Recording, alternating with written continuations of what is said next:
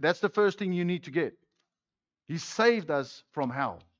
He saved us from eternal condemnation, damnation, and a lake of fire that's not meant for us. He saved us to have eternal life with Him. He restored our immortality.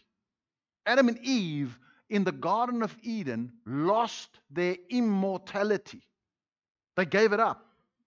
And death is the fruit of that. They would die, and there would be a spiritual death with that later on.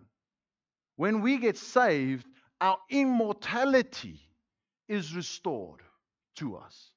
Yes, your tent will die, your temporary habitation where you reside, the body that you either like or dislike. There's some people that really don't like their bodies. Okay, and other people really like their bodies. That will die, but you will live on.